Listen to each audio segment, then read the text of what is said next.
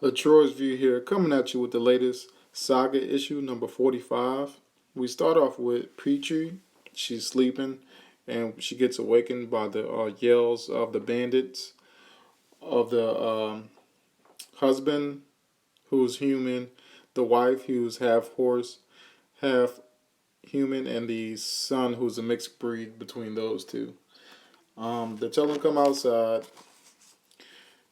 Um, So she comes out with her hands up, saying she don't want to fight, but that you can see that she has a sword in the back, just in the reach of her hand. So as soon as the bandits have their guard down, she takes the sword from her back and slashes the son. He falls to the ground, so you don't know if he's dead or alive. The husband hurry ups and shoot him with these look like roots, vines that wraps pre-tree. So she's compromised. She's donezo. Um, so they're checking on the boy. He had some type of dragon scale coat on that protected him from the blast. So we get a get to see what Alana and them was dealing with from the last issue of their son.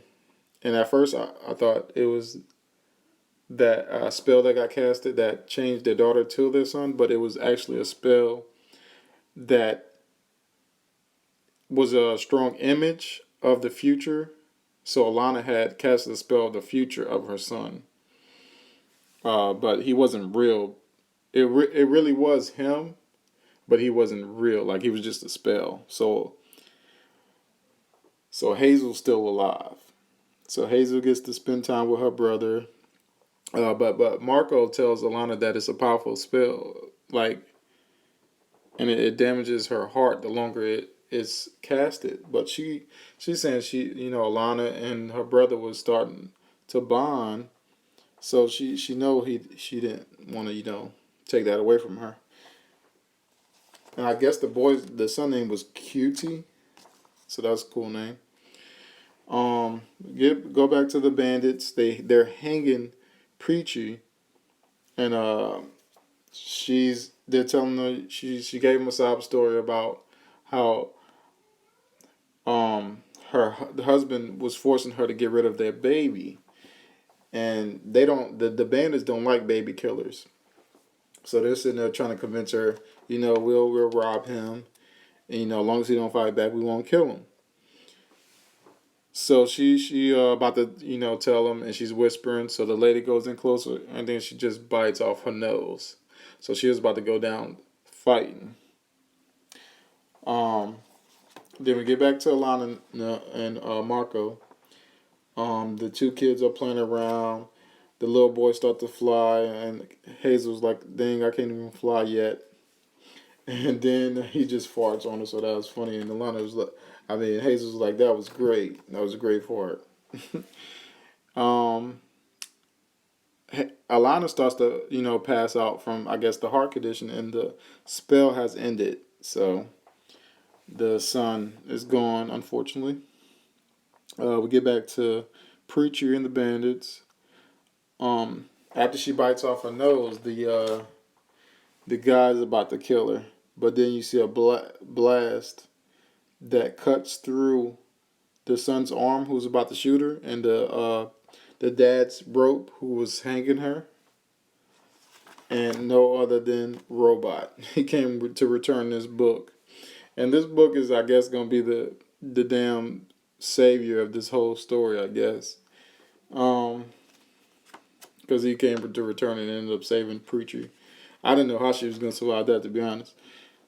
Um, Back with Alana and Marco. Marco tells Hazel that she's gonna have to be the one to cast a spell because his spell of lightning to zap her heart back would be too powerful. And he gives her a pep talk, and I think because Hazel was saying she was doubting herself, and he was really smart by telling her, "Oh yeah, you need doubt." But I think that was just him pumping his daughter up, so that was really cool, and it shows that Marco is a great father. So she casts the spell, awakens Alana, but then they hear this voice, and it is this disgusting looking werewolf looking mangy dog. It's bad. It's like disgusting. Saying that y'all baby's gonna be in good hands with her, and she's got blood all over her hands. And the bandits actually told Preachy that it was a good thing that y'all didn't end up going there to the Badlands because there's a little monster, out there, literally. So that means this new character is a monster, and so that means no good news for Marco and Lana and Hazel. So I don't know how they're gonna get out that. Hopefully, because it seemed like it's a long distance away from where they was. So hopefully, Robot and Preachy can catch him with the spaceship or something. But we'll see. A pretty good issue. Got me excited for the next issue. See what was gonna happen with all this. It was cool to see what their son would have been like if he was alive. But that was my view on the issue.